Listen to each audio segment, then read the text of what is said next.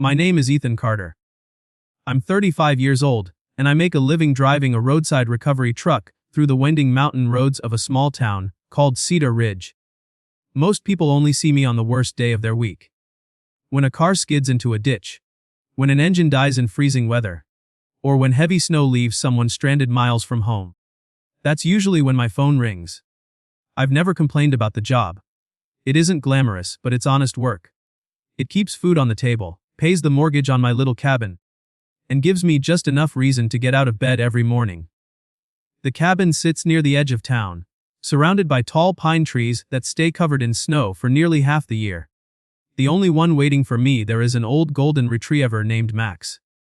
His hearing isn't what it used to be, but every night he still greets me at the front door with the same wagging tail. Inside the house, everything has remained almost exactly the way it was 4 years ago. Especially the kitchen. There's a wooden table with 2 chairs. Only one of them has been used in a very long time. The other belonged to my wife, Emma. Cancer took her far quicker than either of us expected. 1 month we were talking about taking a vacation after winter. A few months later, I was standing beside her hospital bed listening to doctors explain there was nothing more they could do.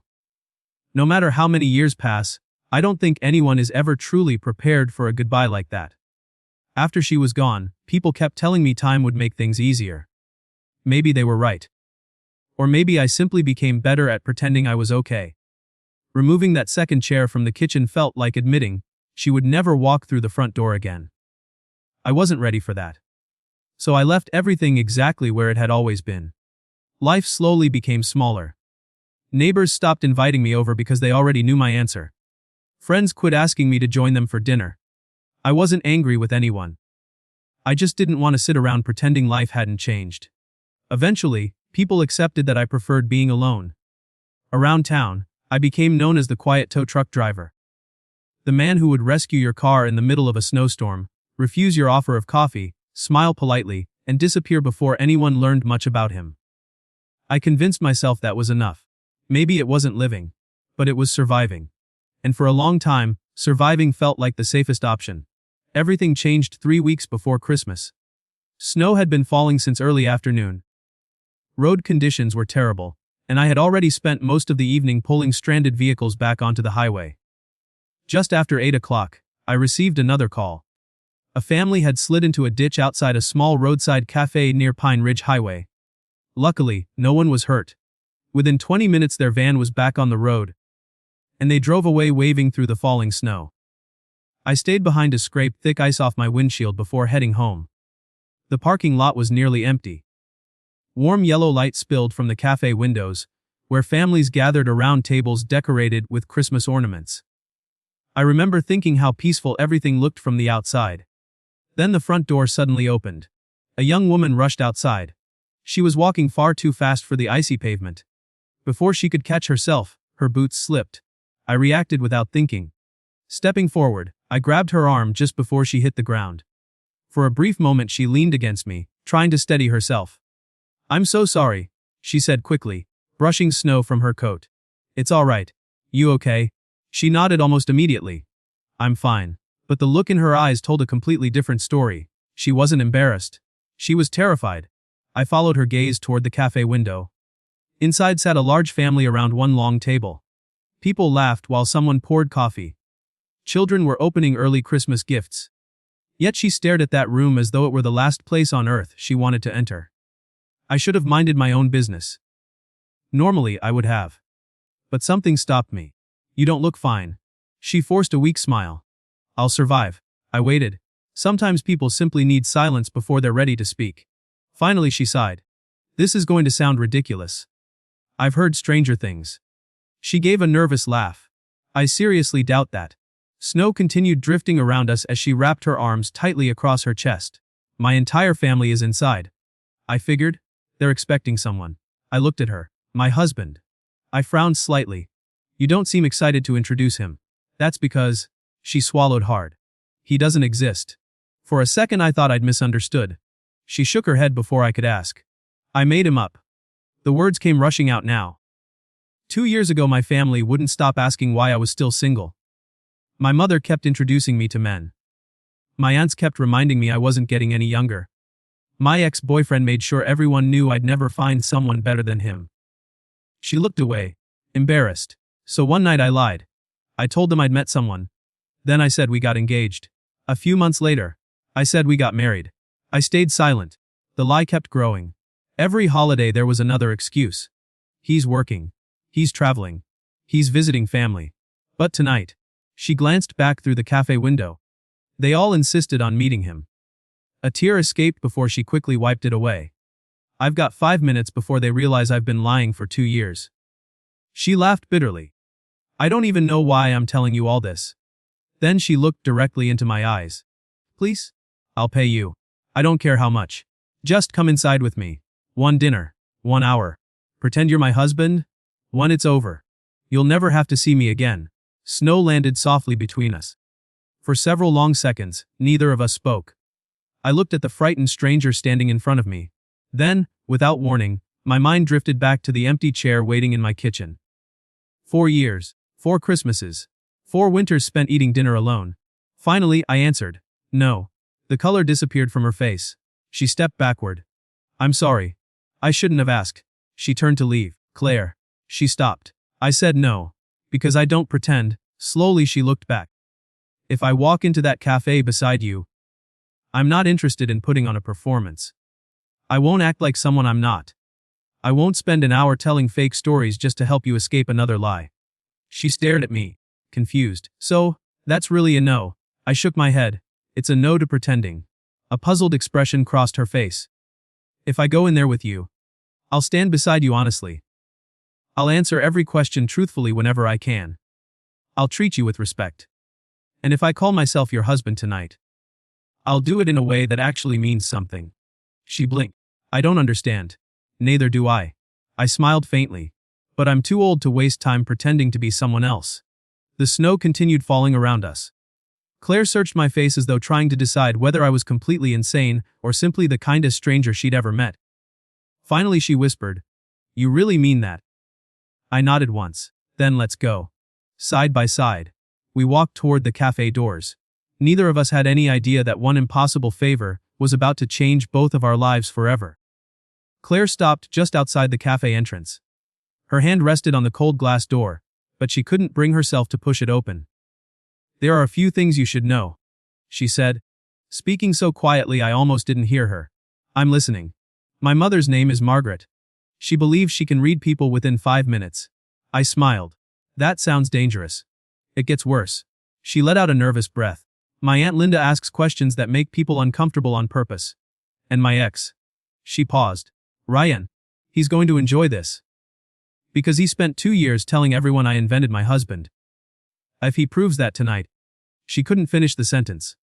I looked at her calmly. "Take a breath. What if they ask how we met? We'll answer. What if they ask where we live? We'll answer. But we don't have answers." I shook my head. "We have the truth." She looked confused again. "I really don't understand you." "You don't need to." I gently opened the cafe door. "Let's just get through dinner." Warm air rushed over us as we stepped inside. The room grew silent almost immediately. Nearly a dozen people sat around a long table near the fireplace. Some were smiling. Some looked curious. One man leaned comfortably in his chair with a glass of wine in his hand.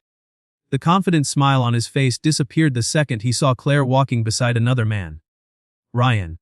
Claire quietly slipped her hand into mine beneath the table as we approached. Her fingers were ice cold. An elegant woman in her late 50s slowly stood. Her expression revealed very little. "So." She looked first at Claire, then at me. "You finally decided to introduce him." Claire forced a smile. "Mum, this is Ethan, my husband." Nobody spoke. The silence stretched long enough to become uncomfortable. Finally Aunt Linda folded her arms. "So he actually exists." A few cousins exchanged amused looks. Ryan chuckled under his breath. I was beginning to think Claire had married an invisible man. Ignoring the comment, I stepped forward and offered my hand to Claire's mother. "It's nice to meet you, Mrs. Morgan." She hesitated for a second before shaking it. "You too." Her eyes carefully studied my face. "What do you do for a living?" "I operate a roadside recovery business." "You mean a tow truck?" "Yes," Ryan smirked. "So you're the guy people call when they get stuck in a ditch." I looked toward him. "Usually on the coldest nights." He nodded sarcastically. "Sounds exciting." "It isn't. But it's honest. That answer seemed to surprise him. Claire quietly glanced at me. She had expected me to become defensive. Instead, I simply smiled. Dinner finally began. Plates were passed around while conversations slowly returned. For several minutes, nobody asked anything. Then Aunt Linda broke the silence. So, Ethan, how did you and Claire meet? Claire nearly dropped her fork. Without hesitation, I answered. Whitney met during winter. She was having a difficult evening. Claire looked at me. So was I. I smiled at her. Funny thing is, looked. Neither of us realized the other person needed help. A few people nodded thoughtfully. Ryan leaned forward. That's not what Claire told everyone. The room fell quiet again. Oh, you said they met at a charity gala in the city, Ryan said while looking directly at Claire. Claire's face turned pale. She opened her mouth but couldn't find the words. I calmly reached for my coffee. That story isn't completely wrong. Ryan smiled confidently. So there was a gala. I nodded. There was. Claire looked at me in surprise. But that's not where our story began. It was simply one memorable night. The important moments usually happen long before people notice them. Ryan's smile slowly faded. Claire stared at me without speaking. I wasn't lying. I was simply choosing my words carefully. Claire's mother watched the exchange with growing curiosity. So what made you fall in love with my daughter? The entire table turned toward me. I looked at Claire for a moment before answering. It wasn't one big moment. It was the way she treated people. The way she worried more about everyone else than herself. The way she kept smiling. Even when life gave her every reason not to. Claire lowered her eyes. Nobody laughed. Nobody questioned the answer. For the first time that evening, the room felt different. Conversation slowly returned. People began asking ordinary questions instead of trying to expose me. How long had I lived in Cedar Ridge? Did I enjoy mountain life? Did I always work nights? This time, I answered honestly. Because the truth required no rehearsing. Halfway through dinner, Claire's mother spoke again. Have you been married before? Claire looked nervous. She probably expected another carefully crafted answer. Instead, I nodded. My wife passed away 4 years ago. Every sound around the table disappeared. I'm sorry, Margaret said quietly. Thank you. What happened? Cancer. It happened faster than any of us expected. For several seconds, nobody spoke. Even Ryan looked uncomfortable. My wife taught me something before she died. I continued softly. She believed kindness mattered most when life became difficult. I've been trying to live by that ever since. Under the table, Claire gently squeezed my hand. This time, not because she was afraid. Because she understood. After dinner, family members slowly began putting on their coats. Some cousins said goodbye. Children ran toward the exit laughing. Claire's mother stopped beside us. I'm glad we finally met you, Ethan. So am I. She smiled politely before walking away. Ryan, however, remained exactly where he was. Waiting. The moment Claire stepped away to help her aunt, he walked over. So, he folded his arms. How much? I looked at him. I'm sorry. How much is Claire paying you? I couldn't help smiling. Nothing. Come on. I've known her for years.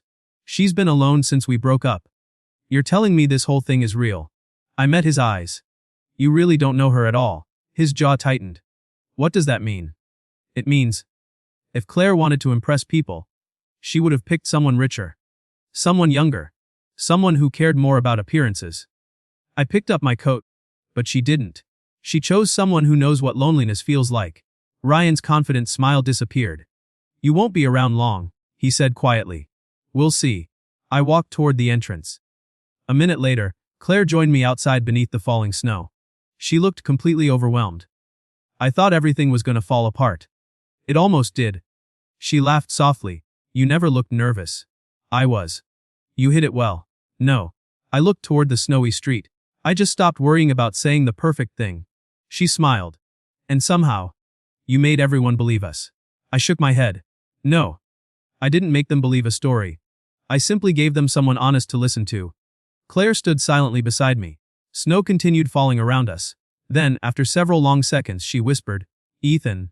Thank you. I looked at her. You don't owe me thanks. You gave me something tonight I haven't had in years. And what's that? I smiled faintly. A reason not to rush home to an empty house. For the first time since they'd met, neither of them realized it. But this wasn't the end of one fake evening. It was the beginning of something completely real. The drive home that night was strangely peaceful. Snow continued falling over Cedar Ridge, covering the roads in fresh white layers. I followed Claire's car for several miles, making sure she reached her apartment safely before turning toward my cabin. I expected that to be the end of it. After all, we'd made an agreement. One dinner. One evening. Then we'd go back to our separate lives. But life rarely follows the plans people make during snowstorms. The following afternoon, my phone rang while I was repairing a pickup truck outside the garage. It was Claire. I hope I'm not interrupting. You aren't. There was a short silence. I've been thinking about last night. So have I. I still owe you dinner. I smiled. You already fed me. No. I mean a real dinner. No pretending. No family. Just 2 people. I looked across the empty garage before answering. I'd like that. 3 nights later, Claire arrived at my cabin carrying 2 grocery bags. I wasn't sure what you liked, she said with a nervous smile. So I bought enough food for 6 people. I laughed for the first time in what felt like forever. Come in. She stepped inside slowly, looking around the cabin. It wasn't a fancy place. Wooden floors, a stone fireplace, old photographs on the shelves. Everything simple, everything quiet. Her eyes eventually stopped on the kitchen table. 2 chairs. One looked worn from years of use. The other looked almost untouched. She didn't ask about it immediately. Instead, she unpacked the groceries while I started a fire. I should warn you, I said. I'm a better mechanic than cook. She laughed. I figured. Together we prepared dinner. She handled most of the cooking while I chopped vegetables and tried not to ruin anything. The conversation came naturally. No awkward silences. No pressure. Just 2 strangers slowly becoming friends. When dinner was ready, we sat across from each other. Claire glanced once more at the empty-looking chair.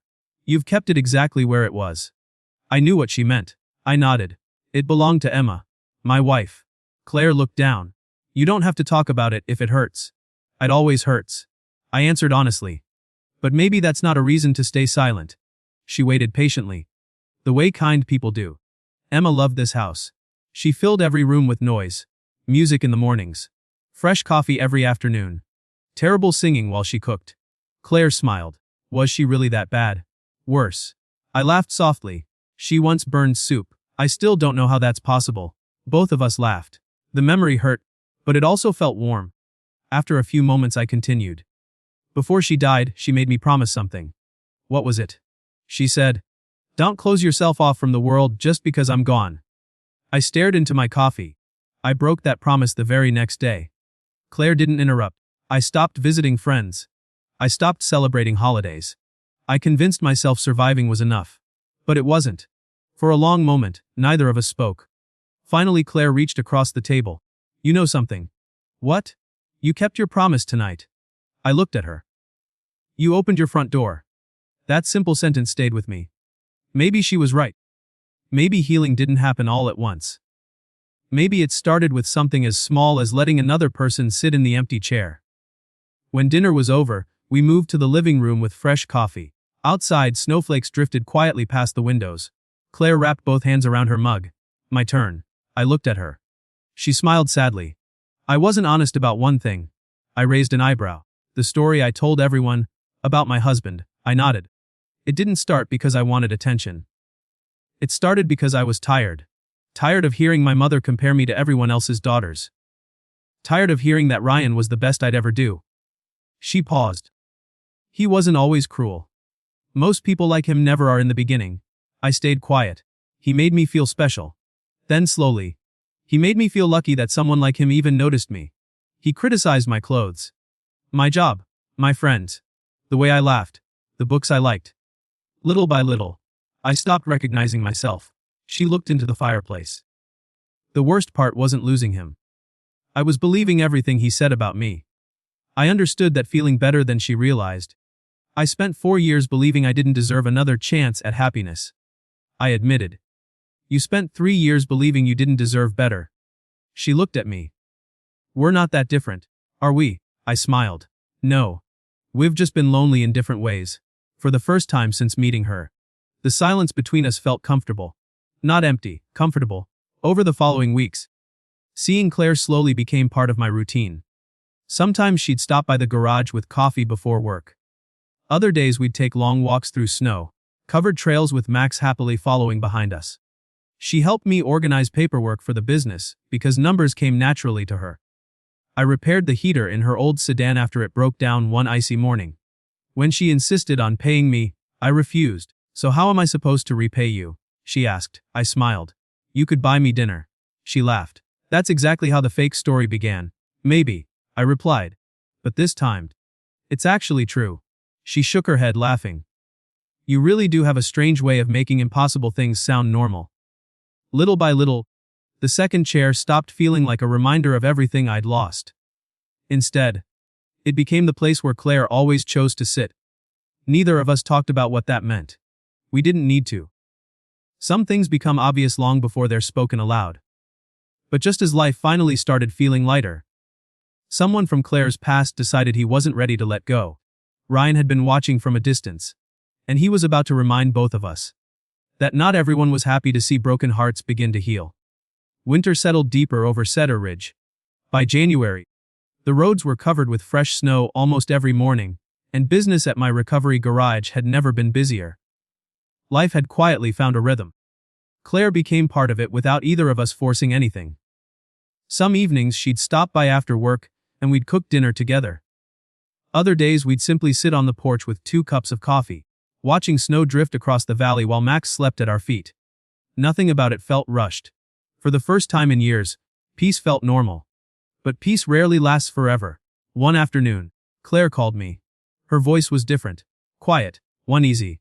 "Uthan, can you come over? I'm on my way." When I reached her apartment, she opened the door almost immediately. Her eyes were swollen. She'd been crying. I stepped inside without asking questions. For several moments she simply stood near the window. Finally she spoke. "Ryan came to see my mother." I didn't say anything. He spent almost 2 hours with her. Telling her what? Claire let out a shaky breath. "That you're pretending to be someone you're not. That you saw a lonely woman and decided to take advantage of her." I smiled faintly. She looked confused. "Why are you smiling?" "Because if Ryan knew anything about me, he'd know I'm terrible at pretending." She tried to smile, but it disappeared almost instantly. "My mother believes him." That hurt her more than Ryan's words ever could. "She called this morning." "What did she say?" "She told me people like you don't exist. She said no man would stay this kind unless he wanted something in return." Claire wiped away another tear. For a moment, I almost believed her. The room became quiet. Outside, snow tapped gently against the window. "I hate that I still doubt myself," she whispered. "I hate that his voice still lives in my head." I slowly walked toward her. "Claire, when someone spends years convincing you that you're not enough, you don't stop hearing those words overnight." She looked at me. "But what if he's right? What if I'm making another mistake? What if I only think you're different because I want to believe it?" I thought about my answer for a long moment. Then I asked a question instead. "Have I ever asked you to change who you are?" She shook her head. "Have I ever tried to control your choices?" "No." "Have I ever made you feel like you owe me something?" Her voice barely rose above a whisper. "No," I nodded. "Then don't judge me by Ryan's actions. Judge me by mine." She lowered her eyes. "I want to trust you. Then trust what you've experienced, not what someone else wants you to fear." She remained silent. I continued. "When Emma was sick, I spent every day praying for one more chance. One more conversation.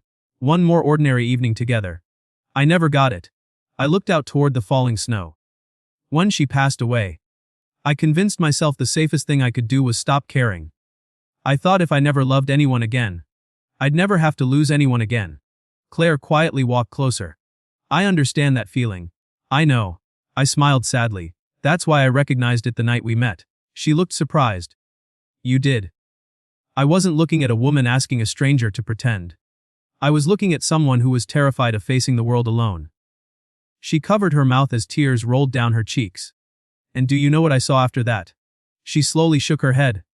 "A woman who kept choosing kindness, even after people gave her every reason to stop." I gently took her hands. "So let me tell you something, as clearly as I can. If one day you decide we're not right for each other, I'll respect that. I'll never chase you. I'll never guilt you. I'll never make you feel trapped." Her eyes met mine. "But don't walk away because Ryan still wants power over your life.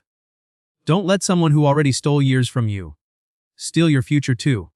For several long seconds, Neither of us moved. Then Claire stepped forward and rested her forehead against my chest. I don't want to run anymore, she whispered. I wrapped my arms around her. Neither do I. Life slowly returned to normal. Or at least, it tried to. Ryan, however, refused to disappear quietly. He started showing up at places he knew Claire would visit. The local diner, the grocery store, even outside her office once. Every conversation sounded the same. I made mistakes. You'll regret choosing him. He isn't who you think he is. Claire ignored him every time. But his words didn't stop there. Soon, rumors began spreading through town. Some people claimed I was chasing Claire because of money. Others said our relationship had been planned from the beginning. Most people didn't believe the gossip. But rumors have a way of reaching the people they're meant to hurt. One evening Claire arrived at my cabin looking exhausted. She sat quietly beside the fireplace. I don't know how much longer I can keep defending us. I sat beside her. You don't have to. She looked at me. What do you mean? We're not responsible for convincing everyone. The people who truly matter. They'll eventually see the truth. And the ones who refuse. I smiled. Nothing we say will change their minds anyway. She laughed softly through tired eyes. You always make everything sound simple. No. I've just spent enough years making life harder than it needed to be. She leaned against my shoulder. I think I'm finally done being afraid. I looked toward the fire. So am I. Neither of us realized it then. But only a few days later, the entire town would witness a moment that would change everything. Ryan was preparing one final attempt to destroy what we had built. He believed one public confrontation would prove he had been right all along. Instead, it would become the night everyone finally saw the difference between a man who only spoke about love and one who quietly lived it. The annual winter festival had always been the biggest gathering in Cedar Ridge. Families filled the old community hall with laughter. Children chased one another between decorated Christmas trees. And neighbors who hadn't met in months exchanged warm greetings over coffee and homemade pie. This year, Claire insisted we go together. You don't have to if you don't want to, she said while adjusting my tie. I smiled. A year ago I would have found an excuse. And now, I looked at her. Now I finally understand what Emma was trying to teach me. She smiled without asking another question. As we walked inside, familiar faces greeted us. Several people I had helped over the years came over to shake my hand. One elderly couple reminded me how I'd pulled them out of a snowbank during a blizzard. Another family introduced me to the little girl who had been asleep in the back seat the night I rescued their car. For years I had disappeared before anyone could thank me. Tonight, for the first time, I stayed. Claire quietly whispered. I never realized how many lives you've touched. I shrugged. I never stayed around long enough to notice. For nearly an hour everything was peaceful. Then the entrance doors opened. Ryan had arrived. He walked confidently into the center of the hall with the same arrogance he had always carried. The conversations around us slowly faded. He raised his voice just enough for everyone nearby to hear. So, our local hero finally found himself a happy ending. Claire's hand tightened around mine. I gently squeezed it back. Ryan looked around the room. I've listened to this story long enough. It's time everyone heard the truth. Nobody interrupted him. He continued. This man showed up out of nowhere. He attached himself to a lonely woman. And somehow everybody calls it fate. He laughed. I call it convenient. The room remained silent. Claire stepped forward. Ryan. Stop. He ignored her. Instead, he looked directly at me. Tell them. Tell them you weren't looking for someone to rescue. I calmly stepped forward. You want the truth. Ryan smiled confidently. Please. I turned toward everyone in the hall. The truth is, I was the one who needed saving. The room became completely silent. I spent 4 years believing grief was supposed to last forever. I drove lonely roads. I ate dinner across from an empty chair. I convinced myself that surviving was enough. But it wasn't. I glanced toward Claire. The night we met. She believed she needed someone to pretend. The truth is, she reminded me how to be honest again. I looked back toward the crowd. People think courage means never being afraid. I don't. I think courage is admitting you're terrified, dup, and still choosing to care. Ryan shook his head. This is unbelievable. I faced him calmly. No. What's unbelievable is spending years making someone doubt their own worth. The room grew even quieter. You told Claire she wasn't enough. You made her believe she'd never find someone who loved her for who she was. I looked toward Claire. I've never wanted to change her. I only wanted her to see herself the way everyone else already could. Ryan tried to interrupt. But this time, nobody paid attention. Instead, Claire's mother slowly stood, every eye turned toward her. She walked toward us until she stood only a few feet away. Then she looked at Ryan. For months, I listened to your version of the story. I questioned my own daughter. I doubted a man I'd barely met. She took a deep breath. And tonight, I realized something. She turned toward me. Ethan never tried to convince me he was a good man. He simply behaved like one. Tears filled Claire's eyes. Her mother faced her. I'm sorry. I should have trusted you. Without another word, the two embraced. Years of distance disappeared in a single hug. Ryan looked around the room. Nobody defended him. Not one person. For the first time, he understood he'd lost. Without another word, he walked toward the exit. The heavy wooden doors closed behind him. No one tried to stop him. A few weeks later, on a quiet winter evening, I asked Claire to walk with me to the overlook above Cedar Ridge. The same place where we could see every light in town shining below. I reached into my coat pocket. This wasn't part of our original agreement. She laughed softly. I don't remember there being an agreement anymore. There wasn't. There was only one impossible favor. I held out a small ring. But somewhere along the way, it became the best thing that ever happened to me. Claire covered her mouth. Ethan, I don't want to spend another day pretending life is complete without you. So, will you marry me? She didn't answer immediately. Instead, she wrapped her arms around me. Then whispered the only word I needed to hear. Yes. The wedding took place the following autumn. Nothing extravagant. Just family, friends, and the people who had quietly become part of our journey. When it was my turn to speak, I looked at Claire and smiled.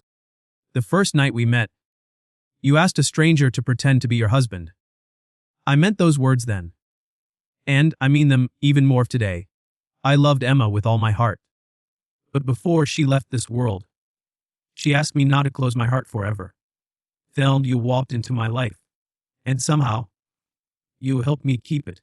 Claire wiped away tears before reading what vows before him. I spent years believing I had to become someone else to deserve love. You never asked me to change. You never tried to fix me. You simply stood beside me. Until I learned how to believe in myself again. There isn't a greater gift than that. The ceremony ended beneath warm applause. Months passed. Life slowly settled into something beautifully ordinary. The second chair in my kitchen was no longer a reminder of loss. It became Claire's favorite place to drink her morning coffee. One spring morning she looked at me and smiled. You know, this chair wasn't waiting for sadness. It was waiting for another beginning. She was right. Max grew older. One peaceful winter morning, he quietly passed away in his sleep beneath his favorite blanket. We buried him beneath the old pine tree behind the cabin.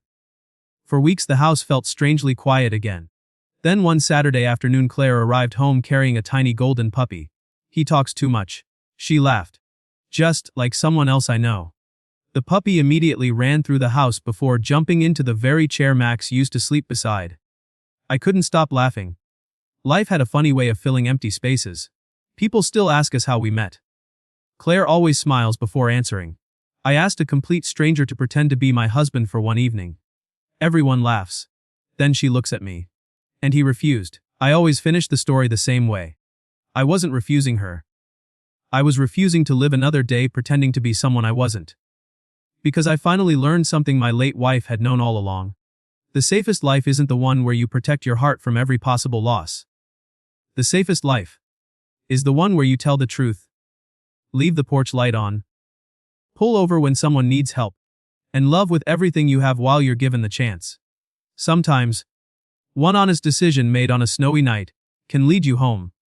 And every now and then, the chair you thought belonged to the past turns out it was simply waiting for the future.